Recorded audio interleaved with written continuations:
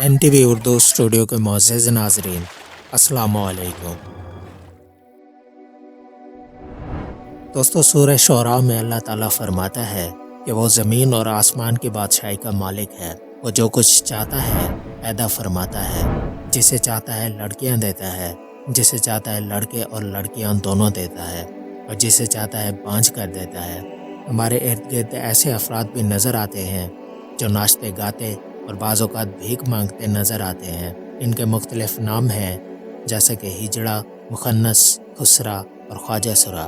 ان میں خواجہ سرا قدرے بہتر ہے جو مغل بادشاہوں نے انہیں دیا۔ سوال یہ ہے کہ یہ تیسری جنس کے لوگ کیسے پیدا ہوتے ہیں؟ سائنس بھی اس کی وضاحت کرتی ہے۔ دوستو، بعض سائنسدانوں کا خیال ہے کہ یہ تیسری جنس بیماری کی صورت پیدا ہوتی ہے۔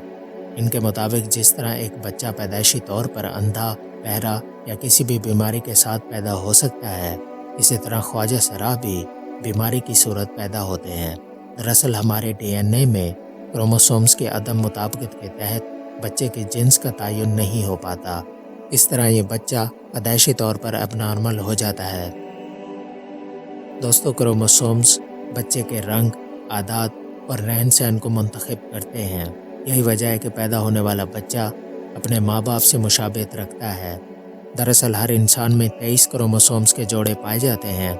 یوں ہر کروموسومز جوڑے میں 2 کرومیڈین ہوتے ہیں۔ اس کا مطلب ہر انسان مرد و عورت میں 46 کرومیڈین پائے جاتے ہیں، جو ایکس اور وائی کرومیڈین کہلاتے ہیں۔ عورتوں کے تمام 46 کرومیڈین ایکس پر مشتمل ہوتے ہیں، جبکہ مرد کے کرومیڈین ایکس اور وائی دونوں پر مشتمل ہوتے ہیں۔ یعنی ہر مرد کے 46 کرومیڈین میں 23 ایکس کرومیڈین اور 23 وائی کرومیڈین ہوتے ہیں۔ دوستو، پیدا ہونے والے نامولود بچے میں بھی 23 کروموسومز ہوتے ہیں۔ ان میں سے 22 کروموسومز بچے کے رنگ، نسل اور دوسری خصوصیات کا تعین کرتے ہیں، جبکہ 23واں کروموسومز اس کی جنس کا تعین کرتا ہے۔ دراصل میاں بیوی کے جنسی ملاپ کے تعلق کے نتیجے میں بچے کو 23ویں کروموسومز کے لیے ماں کی طرف سے ایکس کرومیڈین ہی ملتا ہے، کیونکہ اس کے پاس وائی موجود ہی نہیں ہوتا، جبکہ مرد کی طرف سے یا تو ایکس کرومیڈین آتا ہے یا وائی۔ اگر باپ کی طرف سے ماں کے ایکس کے ساتھ ایکس ہی مل جائے تو پیدا ہونے والا بچہ لڑکی ہوگی۔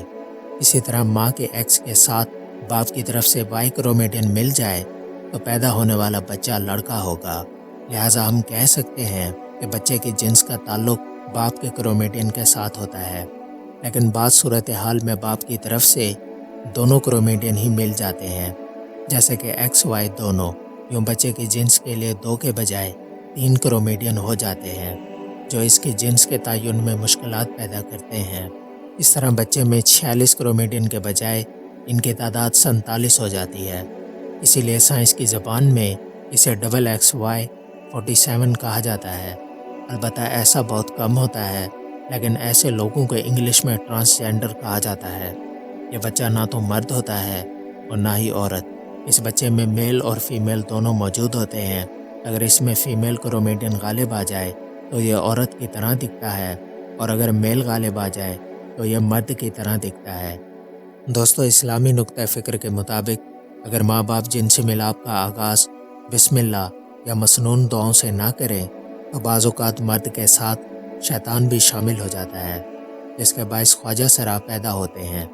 بہرحال اسلام نے خواجہ سرا کو زندگی کے تمام حقوق فراہم کیے، یہاں تک کہ جائیداد میں بھی اس کو حق حاصل ہے۔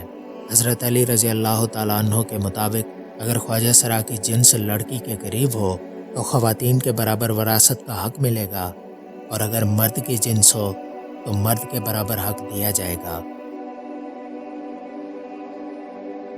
دوستو، امید ہے ہماری آج کی یہ ویڈیو بھی آپ کو پسند آئی ہوگی۔ اسے زیادہ سے زیادہ لائک کریں اور اسے اپنے دوستوں کے ساتھ فیس بک اور واٹس ایپ پر شیئر کرنے میں ہمارا ساتھ دیں۔ ہماری اگلی ویڈیو آنے تک اللہ حافظ و ناصر۔